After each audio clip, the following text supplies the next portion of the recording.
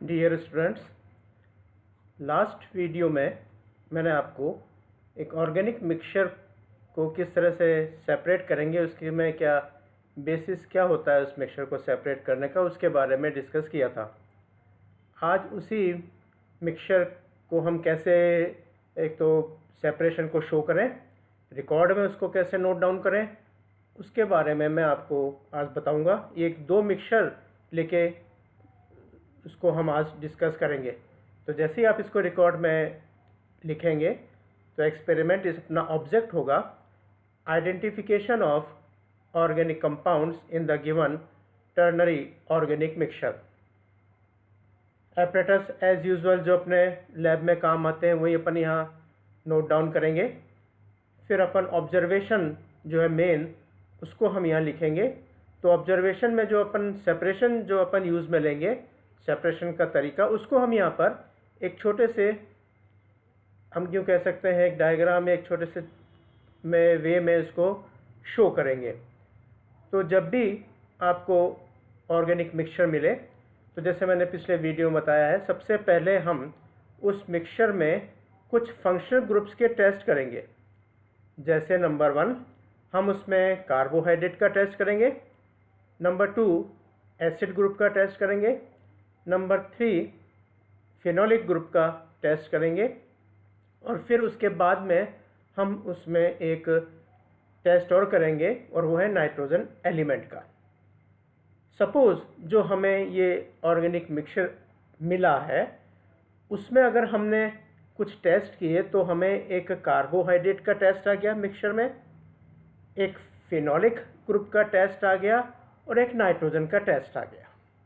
ये 3 टेस्ट अगर हमें मिल जाते हैं तो अब हमारा आगे का तरीका क्या होगा उस मिक्सचर को सेपरेट करने के लिए। तो जैसे हमें ऑर्गेनिक मिक्सचर में ये सब टेस्ट आ गए तो हम उस ऑर्गेनिक मिक्सचर का कुछ पार्ट लेंगे और उसमें ईथर को एज ए सॉल्वेंट यूज़ में लेंगे, क्योंकि मैंने पिछले वीडियो में भी बताया था कि अगर कार्बोहाइड्रेट का टेस्ट आता है तो हम सॉल्वेंट जो है वो पानी की बजाय ईथर को यूज़ में लेंगे। तो हम थोड़ा सा मिक्सचर लेके उसमें थोड़ा सा ईथर डाल के उसको स्टर करेंगे, अच्छी तरह से हिलाएंगे। फिर मिक्सचर की क्वांटिटी थोड़ी और बढ़ाइए, सॉल्वेंट थोड़ा सा और बढ़ाइए। इस तरह से करके हम उस मिक्सचर को ईथर के साथ ट्रीट करेंगे। जब ये प्रोसेस हम करेंगे तो हमें पता पड़ेगा कि इसमें से एक पार्ट जो है वो इनसॉल्युबल हमें दिखेगा, बाकी का कुछ पार्ट जो है वो सॉल्युबल हो जाएगा। अब हम इस पूरे जो ईथर में इसको डिज़ोल्व किया है उसको एक पोर्सिलेन प्याली में, या हम कह सकते हैं एक वाच ग्लास पे लेकर उसको बाहर रख देंगे। थोड़ा प्रिकॉशनरी ध्यान रखिएगा, जब भी ईथर से काम करेंगे तो हम लैब के अंदर इसको बर्नर के आसपास, अगर बर्नर जल रहे हैं तो वहाँ पर हम काम में नहीं लेते, क्योंकि फिर वो जो है आग पकड़ने की संभावना रहती है। इसलिए हम थोड़ा लैब से बाहर आके हम उस पोर्सिलेन प्याली या वाच गिलास को जिसमें मिक्सचर और ईथर है उसको हम बाहर रख देंगे। तो अगर हमारे कार्बोहाइड्रेट का, जैसे हमने कहा, टेस्ट आया है तो इसका मतलब जो कार्बोहाइड्रेट है वो एक्चुअली जो है ईथर में डिज़ोल्व नहीं होगा, बाकी के जो 2 कंपोनेंट है वो डिज़ोल्व हो जाएंगे। तो इस तरह से हम सबसे पहले उसको ईथर से ट्रीट करेंगे तो 2 पार्ट हमें मिल जाएंगे, एक तो होगा इनसॉल्युबल और एक हो जाएगा सॉल्युबल। तो हम उसको अब फिल्टर कर लेंगे। फिल्टर करने पर जो इनसॉल्युबल पार्ट आएगा वो हमारे पास में उस पर फिल्टर पेपर पे आ जाएगा, और जो कंपोनेंट उसमें डिज़ोल्व हो जाएंगे वो एज ए फिल्ट्रेट हमें अलग से मिल जाएंगे। तो जो फिल्टर पेपर पे हमें इनसॉल्युबल पार्ट मिला उसको हम वापस थोड़ा ईथर से वॉश करेंगे और उसके बाद उसको ड्राई करके रख देंगे। अब जो हमारे पास में जिसको हमने जो फिल्ट्रेट आया है उस फिल्ट्रेट को हम वापस एक तरह से यूँ कहेंगे कि पोर्सिलेन प्याली में या वॉच ग्लास पे लेकर उसको बाहर ही रख देंगे और ईथर सॉल्वेंट को इवेपोरेट करेंगे। ईथर सॉल्वेंट जैसे इवेपोरेट होगा उसके बाद में हमें जो है वहाँ पर एक सॉलिड जो है पोर्शन अपने को दिख जाएगा। वो जो सॉलिड पोर्शन दिखेगा उसमें 2 कंपाउंड होंगे, ऑर्गेनिक कंपाउंड, और एक कंपाउंड वो है जो इनसॉल्युबल की फॉर्म में हमारे पास में फ़िल्टर पेपर पे आ गया। तो हम साथ के साथ ये जो इनसॉल्युबल पार्ट आया है फ़िल्टर पेपर पे उसका हम थोड़ा सा ड्राई करके और जैसे लास्ट वीडियो में बताया उसको हम डिटेक्ट करना शुरू कर देंगे।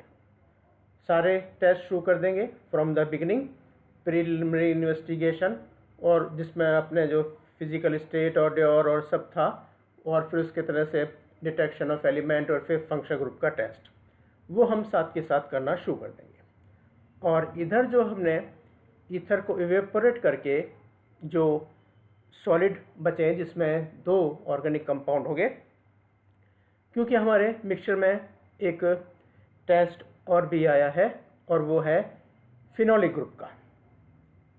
तो इसका मतलब जो ईथर में इनसॉल्युबल था वो तो एज पर आवर नॉलेज वो तो हो गया कार्बोहाइड्रेट, और जो दूसरा अब ये सॉल्युबल पार्ट हो गए इसमें एक फिनोलिक ग्रुप है और एक जो है डेफिनेटली कोई एक नाइट्रोजन कंटेनिंग कंपाउंड होगा। तो अब हम यहाँ पे क्योंकि फिनोलिक ग्रुप है तो उस जो 2 कंपोनेंट है उसको हम ट्रीट करेंगे विथ 2N-NaOH। 2N-NaOH का सॉल्यूशन बना के हम उसमें वो जो 2 कंपोनेंट वाला मिक्सचर है उसको डिज़ोल्व करेंगे। तो जो फिनोलिक ग्रुप है वो फिनोलिक ग्रुप NaOH से रिएक्शन करेगा और अपने सोडियम सॉल्ट में कन्वर्ट हो जाएगा और वो डिज़ोल्व हो जाएगा, और बाकी का एक पार्ट जो है वो उस NaOH में डिज़ोल्व नहीं होगा। तो वापस हमारे पास में 2 सिचुएशन हो गई, एक पार्ट तो हो गया सॉल्युबल और एक हो गया इनसॉल्युबल। हम इसको वापस फिल्टर कर लेंगे, तो जो फिल्टर पेपर पे पार्ट आएगा वो इनसॉल्युबल होगा। इसको हम वापस NaOH से वॉश करेंगे फिल्टर पेपर पे और उसको ड्राई करने के लिए रख देंगे। और जो फिल्ट्रेट आया जो सॉल्युबल पार्ट था उसको हम कंसनट्रेटेड HCl के साथ में ट्रीट करेंगे। तो कंसनट्रेटेड HCl जैसे ही आप इससे मिलाएंगे तो जो फिनॉल का सोडियम सॉल्ट बना है वो HCl के साथ रिएक्शन करके वापस फिनॉल में कन्वर्ट हो जाएगा और अपने को एक तरह से कह सकते हैं प्रेसिपिटेट मिल जाएगा। तो जो प्रेसिपिटेट आएगा उसको वापस फिल्टर करके हम ड्राई कर लेंगे। तो इस तरह से हमारे 3 कंपाउंड सेपरेट हो गए। फर्स्ट वन जहाँ ये ईथर से हमने किया इनसॉल्युबल, सेकंड NaOH के साथ जो किया हमने एक इनसॉल्युबल और एक ये सॉल्युबल पार्ट, और इसको कंसनट्रेटेड HCl से ट्रीट करके हमने अलग कंपाउंड निकाल लिया। तो ये जो हमने सारी स्कीम शो करी है ये एक हमारे पास में एक मिक्सचर था और वो मिक्सचर में ये कंपोनेंट थे, एक था डेक्सट्रोज, एक था मेटाडाइनाइट्रोबेंजीन और एक था बीटा नेफ्थॉल। तो इसमें से जो डेक्सट्रोज है वो कार्बोहाइड्रेट हो गया, वो तो यहाँ पर सेपरेट हो गया। तो यहाँ ये जो सेपरेट हुआ ईथर से इनसॉल्युबल पार्ट, उसमें हम सारे टेस्ट करते हुए कार्बोहाइड्रेट ग्रुप का टेस्ट करेंगे, वो यहाँ पॉजिटिव आ जाएगा, और फिर वही मेल्टिंग पॉइंट निकाल के हम चेक करेंगे तो ये जो हमारे कंपाउंड आएगा वो डेक्सट्रोज आएगा। ये हो गया हमारा ऑर्गेनिक कंपाउंड ए डेक्सट्रोज। अब उसके बाद में यहाँ जब हमने जो ईथर के साथ सॉल्युबल हुआ था और उसको NaOH से ट्रीट किया तो वापस 2 पार्ट हो गए, एक इनसॉल्युबल और एक सॉल्युबल। तो ये जो इनसॉल्युबल पार्ट आया जो कि NaOH में डिज़ोल्व नहीं हुआ,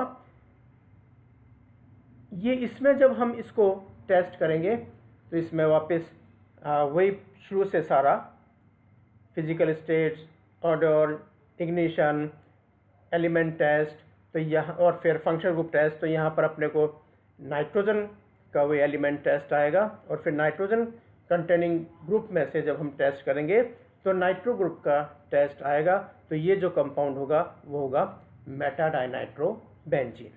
अब मेल्टिंग पॉइंट देख के उसको मेटाडाइनाइट्रोबेंजीन आइडेंटिफाई करेंगे। और जो यहाँ पर ये सॉल्युबल हो गया NaOH में, फिर उसको हमने कंसनट्रेट HCl से वापस सेपरेट आउट किया एज ए प्रेसिपिटेट।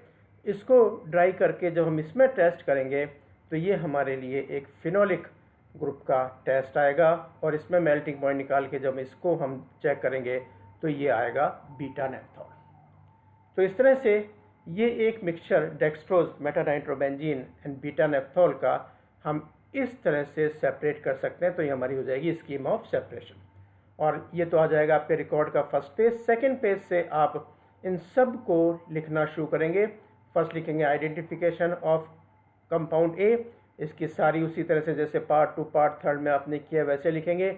उसके बाद में आप लिखेंगे आइडेंटिफिकेशन ऑफ कंपाउंड बी, सारा डिटेल करेंगे। फिर उसके बाद आइडेंटिफिकेशन ऑफ कंपाउंड सी, इसको सारा डिटेल में लिखेंगे। और लास्ट में रिजल्ट आ जाएगा ये कि अपने जो गिवन ऑर्गेनिक मिक्सचर है उसमें ये जो ऑर्गेनिक कंपाउंड्स प्रेजेंट हैं, dextrose, metadinitrobenzene and beta naphthol. तो ये एक फर्स्ट टाइप का मिक्सचर जो ईथर से सेपरेट किया गया। हम एक मिक्सचर और लेंगे इसमें। सपोज अब एक हमें जो दूसरा मिक्सचर दिया है, उस मिक्सचर में अगर हम टेस्ट करते हैं फंक्शनल ग्रुप के और नाइट्रोजन एलिमेंट के, तो एक तो हमें नाइट्रोजन एलिमेंट का टेस्ट आया और एक आया एसिड ग्रुप का टेस्ट, कार्बोक्सिलिक एसिड ग्रुप का टेस्ट। तो जब कार्बोक्सिलिक एसिड ग्रुप का टेस्ट आता है तो जनरली हम पानी के साथ सेपरेशन न करके हम एक सोडियम बाइकार्बोनेट से उस कार्बोक्सिलिक एसिड को सेपरेट करते हैं। अब क्योंकि इसमें नाइट्रोजन भी है, कार्बोक्सिलिक एसिड भी है, तो कार्बोक्सिलिक एसिड तो निकलेगा सोडियम बाइकार्बोनेट से। अब तो सबसे पहले हम यहाँ पर मिक्सचर में ही हम उसको ट्रीट करेंगे सबसे पहले कोल्ड वाटर के साथ में विथ कांस्टेंट स्टरिंग। तो जनरली हम ये देखते हैं कि कोल्ड वाटर से जब सेपरेट करेंगे तो एक पार्ट सॉल्युबल हो जाएगा, एक होगा इनसॉल्युबल। तो जो सॉल्युबल पार्ट होगा उस सॉल्युबल पार्ट को हम वही इवेपोरेट करेंगे, वाटर को इवेपोरेट करेंगे और हमें एक ऑर्गेनिक कंपाउंड सेपरेट हो जाएगा।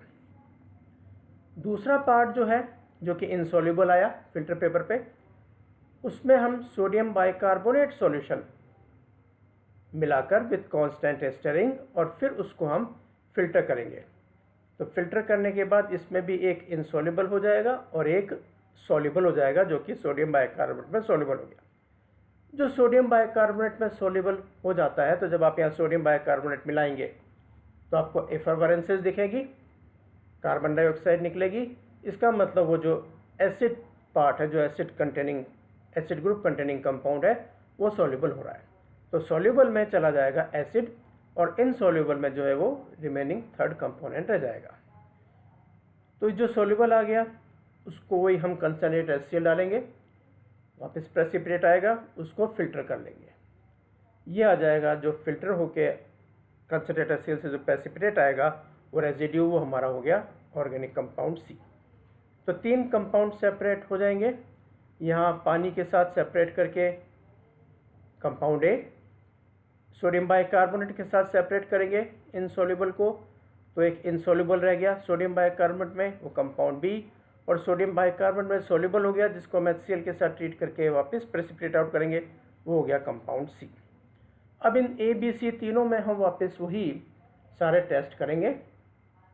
तो सपोज ये पता पड़ा कि जो वाटर सॉल्युबल था उस वाटर सॉल्युबल में हमें नाइट्रोजन टेस्ट आया, वो एलिफेटिक था। अब हमने उसका मेल्टिंग पॉइंट निकाला और फिर नाइट्रोजन कंटेनिंग ग्रुप्स में से टेस्ट किया, नाइट्रो, एमीन और एमाइड। तो अगर हमें एमाइड ग्रुप का यहाँ टेस्ट आ गया मेल्टिंग पॉइंट के अकॉर्डिंग, तो एक जो है जो मिक्सचर हमें दिया गया था उस मिक्सचर में एक ऑर्गेनिक कंपाउंड था यूरिया, तो यूरिया तो यहाँ वाटर के साथ सेपरेट हो गया। दूसरा यहाँ जो इनसॉल्युबल था उस इनसॉल्युबल में 2 ऑर्गेनिक कंपाउंड थे, अब उसमें से सोडियम बाइकार्बोनेट के साथ जो ट्रीट किया, तो एक तो सोडियम बाइकार्बोनेट इनसॉल्युबल हो गया, एक सॉल्युबल हो गया।